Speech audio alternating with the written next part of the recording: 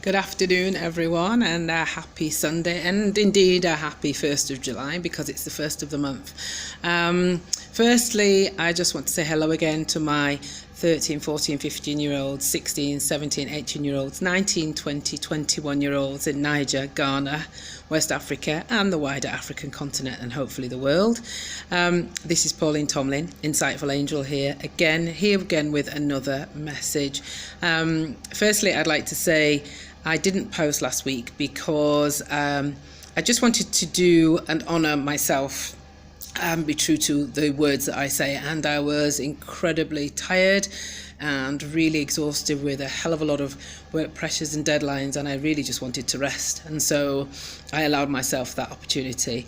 And today I'm afraid I've got the internal lights on because it's an incredibly wet and rainy day here in Lagos, and it's been raining all weekend, so the light is not great. Now this post is perhaps one of the longer ones. It's come about because an incident happened this week in my life that highlighted something to me. It's something I know quite a lot about. It's happened quite a lot to me in my life as I've been through it. And also I conducted a questionnaire amongst young people, and it's a topic that seems to have come up quite a lot with them. Now, if my eyes look down every so often, it's because it's so important. I've made some notes as to what I think I should best say to you in order to advise you on this topic. And today I want to talk to you about fake friends. It's a great source of pain to many people, especially young people. And unfortunately, in your teen years, it seems to be a prevalent kind of context in which you're swimming. It seems to be see that young people are often swimming in that the people around them are not actually genuine.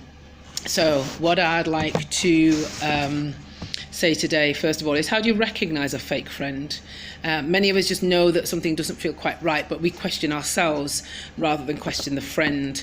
One of the things that I've learned is that a fake friend more often than not has conditions around your relationship. They expect something from you. They expect you to wear certain things or be a certain way, have certain things. Otherwise, they won't be your friend. They're often different around others. When they're around you, they maybe shift in their attitude towards you, maybe sideline you, or even dismiss the things that you're saying. You may well find that your fake friend is saying things behind your back, or they speak poorly about you when you're not present. Okay? If you disagree with your friend, then often you know that means that your relationship is probably going to suffer. They won't speak to you, etc. All right, so that's a sign of a fake friend, because a real friend would really want to try and sort things out, take time to kind of identify what your differences are, and maybe even come to a conclusion that you have to accept that you're different, which is absolutely the truth of the matter. Your fake friend may be absent when someone else is around, someone that they find more interesting. Someone else comes along that they think is better or more glamorous. They're often absent or incommunicado. More often than not, they want something from you most of the time, yeah? It may be money. It may be access to your social circle. It could be free stuff. It could be relief from just boredom or loneliness. You know that feeling when you think like, do they really want to be with me, or is it just that they had nothing better to do? A fake friend doesn't support your dreams. A fake friend doesn't celebrate with you when you have successes. They're a bit like, yeah, well done, you know, or yeah, you look nice, like that. That's a fake friend, you know. A fake friend will never open up opportunities for you, even though that they know what your vision and your dreams are, and they perhaps have the means or the opportunity to actually help you on your way. That's someone who's a fake friend. Fake friends bring you down. They don't tend to listen to you. They may well sideline what you're saying. Go, yeah, well, anyway. And I think one of the sad things is that people who act like this are not necessarily just friends, that actually it can happen within families too, and that's even more painful. They don't see you as who you are, so your friendship is very much determined by what they want you to do.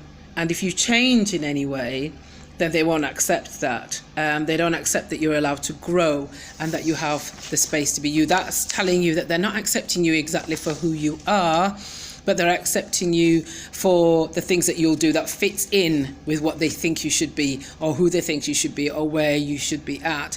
They don't accept that you are a being, separate entity from them, and that you have the right to change. You have the right to change your views. You have the right to change the way you dress, think differently. But one thing I know is a real friend will be there for you. A real friend sticks by you. A real friend doesn't care if you're on divorce number 10 and you've made that mistake yet again. They will, yes, give you their opinion and say, look, you need to recognize the signs, but they'll still be there for you. A real friend is genuinely happy and interested when you have success in your life, and they celebrate with you.